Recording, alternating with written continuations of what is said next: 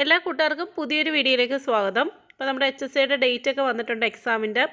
എല്ലാവരും നന്നായി പഠിക്കുന്നു എന്ന് തന്നെ വിചാരിക്കുന്നു. നമ്മൾ സിലബസ് മെത്തഡോളജിയുടെ കംപ്ലീറ്റ് ചെയ്തിട്ടുണ്ടായിരുന്നു. ഇപ്പോൾ നമ്മൾ ചെയ്യുന്നതെന്ന് വെച്ചാൽ പ്രീവിയസ് ആയിട്ടുള്ള ക്വസ്റ്റ്യൻസ്, ഇമ്പോർട്ടൻ്റ് ആയിട്ടുള്ള ക്വസ്റ്റ്യൻസും ഒക്കെ ഡിസ്കസ് ചെയ്യുന്ന സെക്ഷനാണ്. അപ്പോൾ ഇന്ന് നമ്മൾ കുറച്ച് ക്വസ്റ്റ്യൻസുമായിട്ട് വന്നിട്ടുണ്ട്. അപ്പോൾ നമുക്ക് നോക്കാം. അതുപോലെ HSC സോഷ്യൽ സയൻസിന് വേണ്ടിയിട്ട് പ്രിപ്പയർ ചെയ്യുന്ന ആരെങ്കിലും എന്നെ കേൾക്കുന്നുണ്ടെങ്കിൽ ഈ താഴെ കാണുന്ന നമ്പറിൽ നിങ്ങളൊന്ന് കോൺടാക്റ്റ് ചെയ്യുക. അപ്പോൾ വളരെ തുച്ഛമായ നിരക്കിലുള്ള ക്ലാസ്സുകൾ നിങ്ങൾക്ക് ലഭിക്കുന്നതാണ്. അപ്പോൾ സോഷ്യൽ സയൻസിൻ്റെ സൈക്കോളജി, പെഡഗോജി, കറണ്ട് അഫയേഴ്സ്, അതുപോലെ ടെക്സ്റ്റ് ബുക്കുമായിട്ട് ബന്ധപ്പെട്ട പുതിയ ടെക്സ്റ്റ് ബുക്ക് വന്നിട്ടുണ്ടല്ലോ, അപ്പോൾ അതുമായി ബേസ് ചെയ്തിട്ടുള്ള ക്ലാസ്സുകൾ, പ്രീവിയസ് ഇയർ ക്വസ്റ്റ്യൻ പേപ്പർ ഡിസ്കഷനുണ്ട്, മോക്ക് ടെസ്റ്റ് ഉണ്ട്, വീക്ക്ലി റിവിഷൻ എക്സാം ഉണ്ട്. അതുപോലെ തന്നെ എക്സാമിന് ശേഷം റാങ്ക് ലിസ്റ്റ് അവർ പ്രസിദ്ധീകരിക്കും. അതുപോലെ OMR ഷീറ്റ് പ്രാക്ടീസ് ഉണ്ട്. എക്സാം കഴിയുന്നത് വരെ വളരെ കൃത്യമായിട്ടുള്ള ക്ലാസ്സുകൾ നിങ്ങൾക്ക് തരുന്നതായിരിക്കും. അപ്പോൾ ആ ടീച്ചറിൻ്റെ നമ്പറിൽ നിങ്ങളൊന്ന് കോൺടാക്റ്റ് ചെയ്താൽ ഞങ്ങൾക്ക് ഡീറ്റെയിൽസ് കിട്ടും കേട്ടോ. ഒന്നാമത്തെ ചോദ്യം, Abraham Maslow and Carl Rogers are most closely associated with which school of psychology?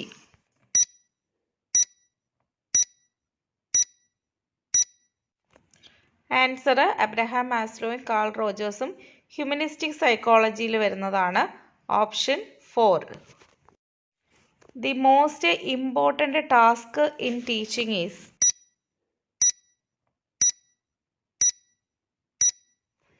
എന്താണ് ടീച്ചിങ്ങിൻ്റെ ഇമ്പോർട്ടൻ്റ് ടാസ്ക്? ആൻസർ ഓപ്ഷൻ 3 ആണ്.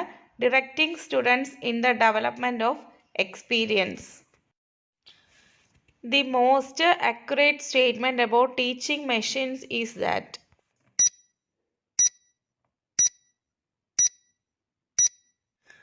ടീച്ചിങ് മെഷീൻ, പ്രോഗ്രാംഡ് ലേണിംഗ്, ഇതൊക്കെയായിട്ട് ബന്ധപ്പെട്ട ആരാണ്?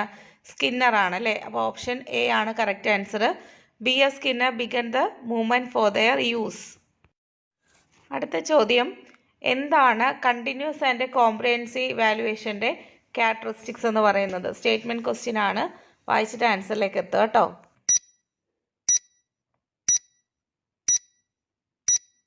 ഫസ്റ്റ് ഓപ്ഷൻ പറയുന്നത് CC വന്നതോടുകൂടി എന്താണ്, കുട്ടികൾക്ക് വർക്ക് ലോഡ് ഇൻക്രീസ് ആയെന്ന്. അത് തെറ്റാണ്. മാർക്കിന് പകരം ഗ്രേഡ് ആയെന്ന് പറഞ്ഞാൽ അത് ശരിയാണ് അല്ലേ? അതുപോലെ തന്നെ കുട്ടികളുടെ എല്ലാ ആസ്പെക്റ്റും ഇത് ഇവാലുവേറ്റ് ചെയ്യുന്നുണ്ട് എന്ന് പറഞ്ഞാലും ശരിയാണ്. അതുപോലെ തന്നെ എക്സാമിനേഷൻ ഒരു ഭയം ഉണ്ടല്ലോ, ഒരു ഫോബിയ നമുക്ക് പരീക്ഷയോടുള്ള, അതങ്ങ് റെഡ്യൂസ് ചെയ്യാൻ വേണ്ടിയിട്ട് ഹെൽപ്പ് ചെയ്തിട്ടുണ്ടെന്ന് പറഞ്ഞാൽ അതും ശരിയാണ്. അപ്പോൾ Bയും Cയും Dയും ശരിയാണ്. നമുക്ക് ഓപ്ഷൻ 4 ഇവിടെ കൊടുക്കാം. RB കേറ്റൽ made A personality test which is known as?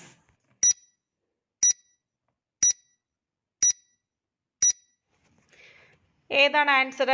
Answer option C ആണ്, 16 PF. Approach which is not suitable for classroom management and academic engagement.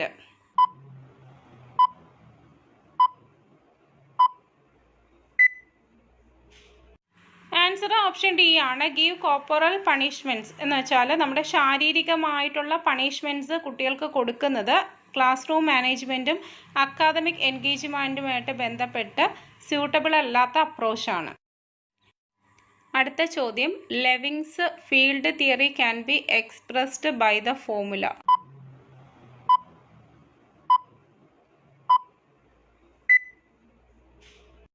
Answer option B ആണ്. B ഈസിക്കൽ ടു, ആ B എന്ന് പറയുന്നത് behaviour ആണ് കേട്ടോ.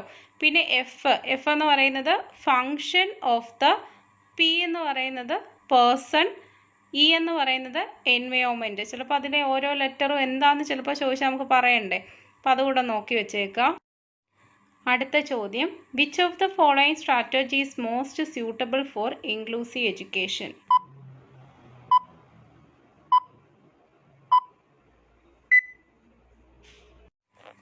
Answer ഏതാണ്? Multi sensory ടീച്ചിങ്ങും peer ട്യൂട്ടോറിങ്ങും കോപ്പറേറ്റീവ് ലേണിങ്ങും എല്ലാം കറക്റ്റാണ്. All the above. അടുത്ത ചോദ്യം, national curriculum framework was framed in?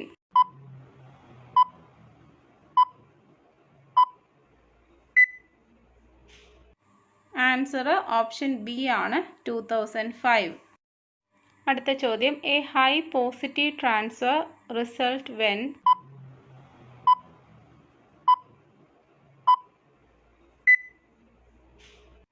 High positive transfer നടക്കുന്നത് നമ്മൾ കൊടുക്കുന്ന സ്റ്റിമുലൈ സിമിലറും റെസ്പോൺസ് ഐഡൻറ്റിക്കലും ആവുമ്പോഴാണ്.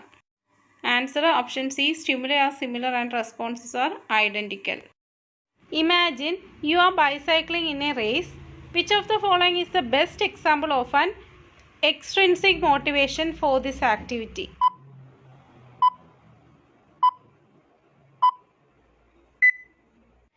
ഏതാണ് ആൻസർ? എക്സ്ട്രിൻസിക് മോട്ടിവേഷൻ അല്ലെങ്കിൽ പുറമേ നിന്നുള്ള അല്ലെങ്കിൽ ബാഹ്യമായിട്ടുള്ള മോട്ടിവേഷനാണ് അല്ലേ. Crowd cheering when you get a trophy. നമുക്ക് ട്രോഫി കിട്ടുന്ന സമയത്ത് ജനങ്ങൾ സന്തോഷിക്കുന്നു, ആഹ്ലാദിക്കുന്നു, ആർപ്പ് വിളിക്കുന്നു. ഇതൊക്കെ എന്താണ്? എക്സ്റ്റേണൽ ആയിട്ടുള്ള മോട്ടിവേഷനാണ്. Option C. അടുത്ത ചോദ്യം, teacher uses projective test for revealing the.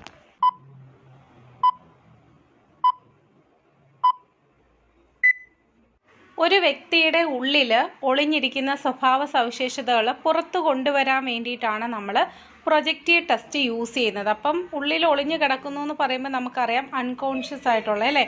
Option B ആണ് correct answer. A new behaviour is learned but not demonstrated until reinforcement is provided for displaying it. The type of cognitive learning is known as. അപ്പോൾ നമ്മൾ പുതിയൊരു കാര്യം പഠിച്ചു കഴിഞ്ഞു, പക്ഷേ ഒരു റീഇൻഫോഴ്സ്മെൻറ്റും മോട്ടിവേഷനും കിട്ടാതെ ആ പഠിച്ച കാര്യം പുറത്തോട്ട് വരുന്നില്ല. ഇതിനെയാണ് നമ്മൾ ലേറ്റൻറ്റ് ലേണിംഗ് എന്ന് പറയുന്നത്. Option C.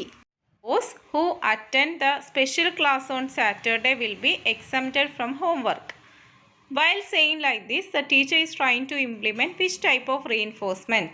അപ്പോൾ ടീച്ചർ കുട്ടികളോട് പറയുകയാണ്, ആരൊക്കെയാണ് ഞാൻ വെക്കുന്ന സാറ്റർഡേയിൽ സ്പെഷ്യൽ ക്ലാസ്സിന് പങ്കെടുക്കുന്നത് അവരൊന്നും ഹോംവർക്ക് ചെയ്യേണ്ട, അവരെയൊക്കെ ഞാൻ ഹോംവർക്കിൽ നിന്ന് ഒഴിവാക്കും എന്ന് ടീച്ചർ പറയുമ്പോൾ ടീച്ചർ ഏത് തരത്തിലുള്ള റീഇൻഫോഴ്സ്മെൻ്റ് ആണ് കുട്ടികൾക്ക് കൊടുക്കുന്നത്? അപ്പോൾ ഇവിടുത്തെ ആൻസർ എന്ന് പറയുന്നത് നെഗറ്റീവ് റീഇൻഫോഴ്സ്മെൻറ്റ് അല്ലെങ്കിൽ എറിണ പ്രബലനമാണ്. കാരണം എന്താണ്? ഹോംവർക്ക് ചെയ്യാനും അല്ലെങ്കിൽ ഇമ്പോസിഷൻ ചെയ്താനും കുട്ടികളെ സംബന്ധിച്ചിടത്തോളം അവർക്ക് ഇഷ്ടമില്ലാത്ത കാര്യമാണ് അല്ലേ.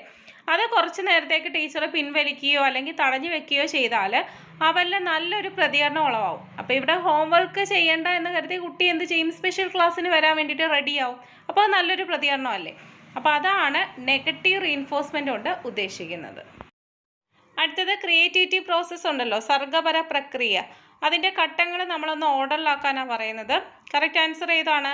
ഓപ്ഷൻ എ ആണ്. ഫസ്റ്റ് എന്താണ്? Preparation, incubation, illumination and verification. അടുത്ത ചോദ്യം എന്ന് പറയുന്നത് താഴെ കുറച്ച് ഗ്രേഡിംഗ് സിസ്റ്റമായിട്ട് ബന്ധപ്പെട്ട കുറച്ച് കാര്യങ്ങളാണ് പറയുന്നത്. അപ്പം നമ്മളത് കറക്റ്റായിട്ട് ഏതൊക്കെയാണെന്നുള്ളത് നോക്കി എഴുതിയാൽ മതി. ഒന്നാമത്തെ എന്താണ്? It reduces the mental stress among children. Correct അല്ലേ?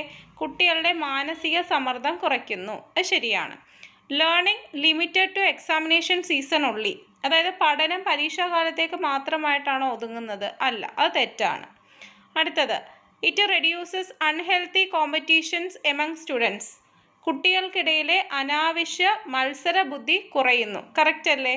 മത്സരബുദ്ധിയൊക്കെ ഗ്രേഡിംഗ് സിസ്റ്റം വന്നതോടുകൂടി കുറഞ്ഞു വന്നു അല്ലേ. അതുപോലെ തന്നെ ലാസ്റ്റ് പോയിന്റ് എന്താണ്?